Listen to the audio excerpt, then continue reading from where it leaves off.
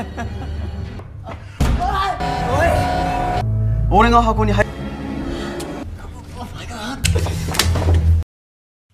Back rockers. आज हम देखने वाले हैं द इनसाइट मिल मूवी। तो इस मूवी की शुरुआत में हम देखते हैं एक लड़के को जिसका नाम यूकी है और वो एक स्ट्रगलिंग फ्रीलांसर है। उसको कहीं भी नौकरी नहीं मिल रही होती है, वो नौकरी के लिए बड़ा ही बेताब रहता है। फिर एक दिन यूकी को उसकी पुरानी दोस्त मिलती है जिसका नाम अना है। अना यूकी को एक अद्भुत मौके के बारे में बताती है जिससे यूकी एक ही हफ्ते में $1 मिलियन कमा सकता है। हालांकि ये बात थोड़ी सुनने में अजीब भी लगती है, लेकिन वो दोनों देखना चाहते हैं कि ये मौका उन्हें कहां तक लेकर जाता है, इसलिए वो एडमिशन लेने का फैसला करते हैं।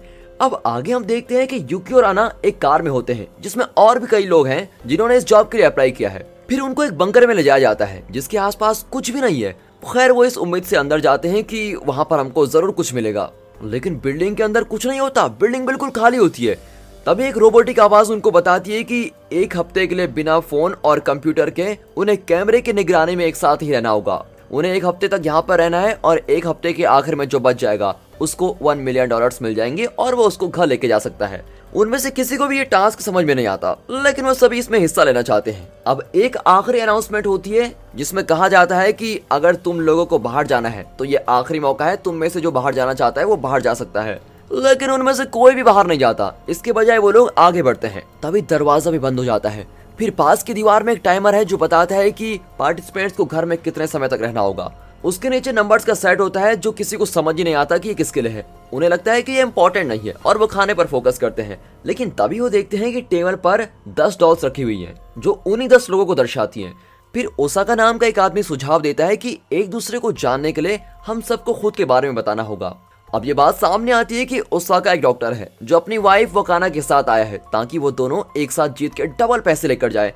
फिर अगला कहता है कि वो एक कॉलेज स्टूडेंट है और उसका नाम मैकी है जो इधर पैसे कमाने के लिए आया है। फिर अगली बूढ़ी औरत है जिसका नाम फुची है और अगला है एंडो जो एक रहस्यमय शराबी व्यक्ति है जो ज्यादा बात करना पसंद नहीं करता। अब अगली है एक खूबसूरत लड़की जिसका नाम मिर्जा है और इसके बाद आता है लवाई, लेकिन वो अपने बारे में किसी को कुछ नहीं बताता। अब आखिरी में हीरो अपने बारे में सबको बताता है। हीरो को ज्यादा बोलने की आदत होती है वैसे।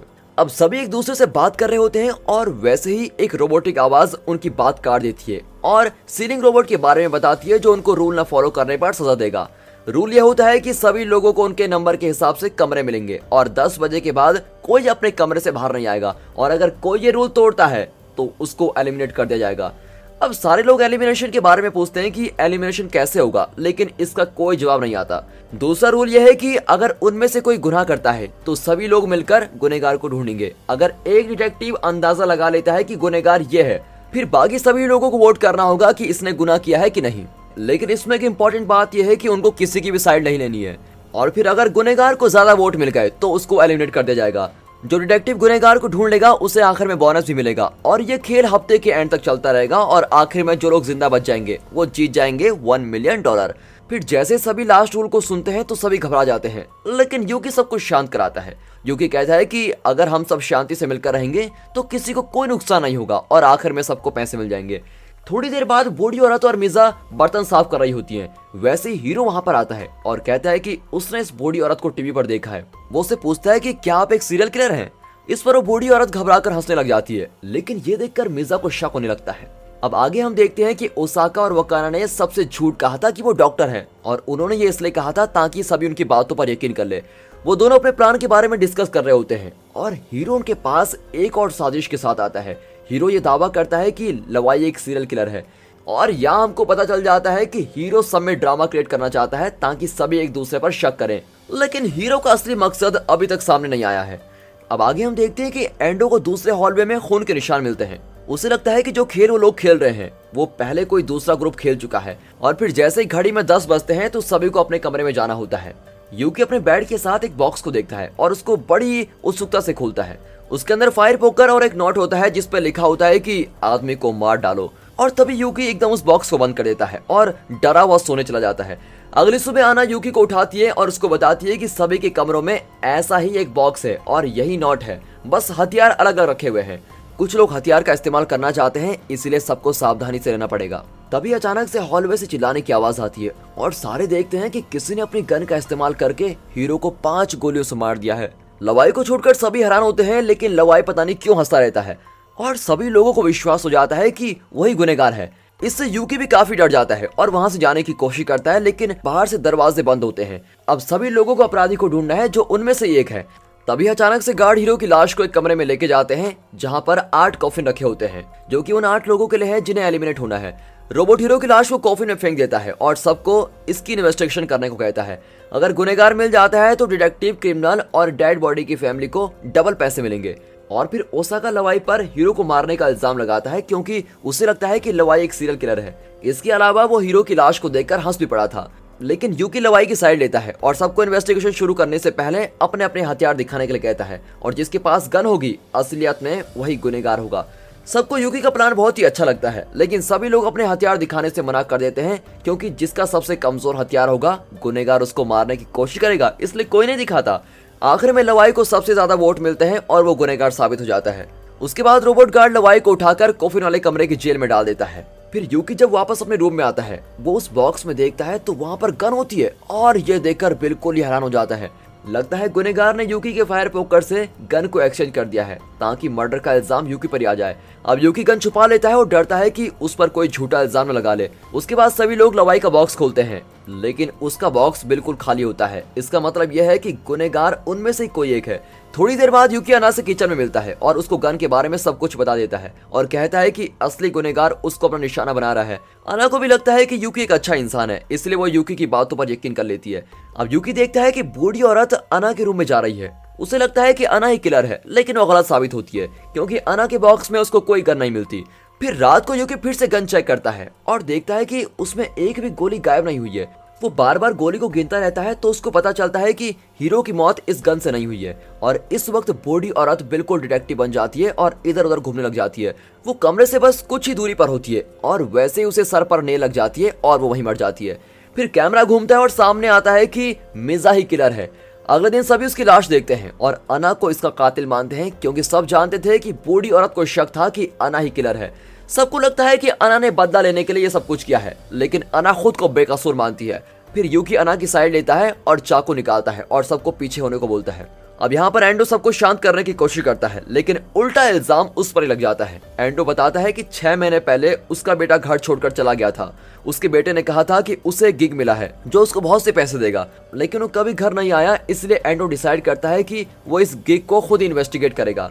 एंडो आगे कहता है कि उसका बेटा और बाकी साथी इसलिए मर गए थे क्योंकि वो एक दूसरे के खिलाफ हो गए थे। अब सभी लोग उसकी चिंता को समझ जाते हैं और झगड़ा वहीं पर खत्म हो जाता है। जब सारे अपने कमरे में सोने चले जाते हैं तब एंडो यूकी के रूम में आता है और बताता है कि अब और डेथ्स नहीं होंगी। एंडो बताता है कि रोबोट क्लॉकवाइज डायरेक्शन में घूमता है और 10 मिनट के लिए रुक जाता है। इसका मतलब अगर हम रोबोट के पीछे घूमेंगे तो रोबोट हमको पकड़ नहीं पाएगा और इस तरह हम कमरे के आसपास घूम सकते हैं। फिर सभी लोग डिसाइड करते हैं कि 2 लोग एक साथ रात को नजर रखेंगे। अना और यूकी की पहली शिफ्ट होती है। अना यूकी को बताती है कि वो उसको बहुत ही पसंद करती है। फिर जैसे ही वो दोनों अपने प्यार को इजहार करते हैं, वो भूल जाते हैं कि रोबोट एंटी क्लॉकवाइज चलने लग गया है। रोबोट बस कुछ ही सेकंड्स की दूरी पर होता है, लेकिन उसके पकड़ने से पहले वो दोनों छुप जाते हैं। अब कुछ घंटे के बाद मिर्जा और वकाना की बारी होती है। हालांकि वकाना लेट आती है, इसलिए यूकी मिर्जा की हेल्प करने के लिए उसके साथ रुकता है। फिर कॉफिन वाले कमरे में ओसाका और वकाना दोनों मस्ती कर रहे होते हैं और वैसे ही वकाना को याद आता है कि उसको मिर्जा के साथ रहना था और वो बाहर चली जाती है। आगे हम देखते हैं कि ओसाका रूम में अकेला होता है। वैसे ही सीलिंग हिलने लगती है और उसे जमीन पर कुचल देती है। फिर अगली सुबह सबको उसकी डेथ की खबर पता लगती है। अब वकाना कसम खाती है कि वो अपने पति के हत्यारे को कभी जिंदा नहीं छोड़ेगी। फिर अचानक से छत फिर से हिलने लग जाती है और सभी लोग बाहर जाते हैं। बाहर वो देखते हैं कि मैकी के हाथों में रिमोट है। मैकी बताता है कि उसे ये रिमोट जमीन पर गिरा हुआ मिला था और वो इसको सिर्फ टेस्ट कर रहा था। और वो आगे ये भी कहता है कि वो जानता है कि कोई उसकी बात पर यकीन नहीं करेगा। फिर वो घबराकर अपना क्रॉसबो ले लेता है और सबको मारने की धमकी देता है। वकाना के सिवा सभी लोग पीछे हट जाते हैं। बस वकाना उससे अपने पति का बदला लेना चाहती है और वकाना कुल्हाड़ी से उसको मार देती है और खुद को भी मार देती है। और इस तरह लगातार 3 लोगों की मौत हो जाती है और अब सिर्फ 4 लोग बचे होते हैं। अब ये बात सामने आती है कि जो नंबर्स दीवार पर लगे थे वो लाइव स्ट्रीमर्स हैं जो उनको देख रहे हैं। अब यूकी को काफी गुस्सा आता है कि उनको लाखों लोग मरते हुए देख रहे हैं और वो कुछ भी नहीं कर पा रहे हैं। आगे हम देखते हैं कि शाम को मिर्जा और अना सबके लिए चाय बनाती है। मिर्जा चाय में ड्रग डाल देती है और सभी लोगों को पिला देती है। वो बताती है कि उसका बेटा घर वापस आ गया है, लेकिन वो बहुत ही बीमार है। उसके इलाज के लिए उसको पैसों की बहुत जरूरत है और यही एक वजह है जिसके कारण मिर्जा ने बूढ़ी औरत को मारा था और अब पैसों के लिए बाकी सभी को मारना चाहती है। उसी रात यूकी मिर्जा से बात करने के लिए उसके कमरे में जाता है। तभी अचानक से यूकी के हाथ चलना बंद हो जाते हैं और वो जमीन पर ही गिर जाता है। मिर्जा यूकी को बताती है कि उसने सबको ड्रग्स दे दिया है जिससे उनके मसल्स काम करना बंद हो जाएंगे। मिर्जा यूकी को मारने लगती है लेकिन यूकी मिर्जा को धक्का देकर वहां से भाग जाता है। अब आगे हम देखते हैं कि हॉल में रोबोट उनको जल्दी से कमरे में जाने के लिए कहता है। यूकी जल्दी से साथ वाले कमरे में चला जाता है लेकिन इस सब के बीच में मिर्जा मर जाती है। फिर अगली सुबह दिखाते हैं तो ड्रग का असर खत्म होने लगता है और अब बचे हुए तीनों लोग अपने रूम से बाहर आते हैं। वो देखते हैं कि मिर्जा की मौत भी वैसे हुई है जैसे हीरो की हुई थी और ये देखकर यूकी को एहसास होता है कि हीरो की मौत इस खेल की शुरुआत थी ताकि बाकी सभी लोगों के बीच में झगड़ा हो सके। हीरो एक जासूस था जो सभी लोगों को एक दूसरे के खिलाफ भड़काता रहता था। उसने खुद अपनी जान दी ताकि उसके हिस्से के पैसे उसकी फैमिली को मिल जाए। फिर यूकी कहता है कि अगर वो एक साथ मिलकर रहते तो इसकी नौबत कभी नहीं आती और किसी की भी मौत नहीं होती। फिर रोबोट अनाउंसमेंट करता है कि यूकी को हीरो का केस सुलझाने के लिए डबल कैश प्राइज मिलेगा। यूकी अपनी गन निकालता है और टेबल पर रख देता है और ये देखकर एंडो भी अपना स्क्रू ड्राइवर टेबल पर रख देता है। वो दोनों एक दूसरे पर पूरा यकीन दिलाने के लिए ये करते हैं। हालांकि अना ये सब करने से मना कर देती है। अब अगले दिन सुबह यूकी देखता है कि एंडो गन के साथ बैठा है लेकिन इस पर कोई ज्यादा ध्यान नहीं देता। अब हम देखते हैं कि हफ्ते का आखिरी दिन आ गया है। यूकी अच्छे मूड से अपने कमरे से बाहर आता है लेकिन गन को गायब देखकर बिल्कुल एकदम चौंक जाता है और कमरे में चला जाता है लेकिन एंडो वहां पर नहीं होता। अब यूकी एंडो को ढूंढने लग जाता है और देखता है कि जेल का दरवाजा खुला हुआ है। इसका मतलब है कि लवाई जेल से भाग गया है और बदला लेना चाहता है। फिर यूकी को एंडो की लाश कॉफिन में मिलती है और वो बिल्कुल घबरा जाता है। अब ये देखकर लवाई मौके का फायदा उठाता है और यूकी को पीछे से पकड़ लेता है। अब ये बात सामने आती है कि सीलिंग का रिमोट लवाई का वेपन होता है और उसने ही ओसाका को मारा था क्योंकि ओसाका ने लवाई को जेल में डाला था। फिर इल्जाम कॉलेज स्टूडेंट मैकी के ऊपर जाता है क्योंकि उसने रिमोट उठा लिया था जो लवाई ने बाहर फेंक दिया था। हैरानी की बात तो ये भी है कि लवाई के पास गन भी नहीं है और उसका कहना है कि उसने एंडो को नहीं मारा।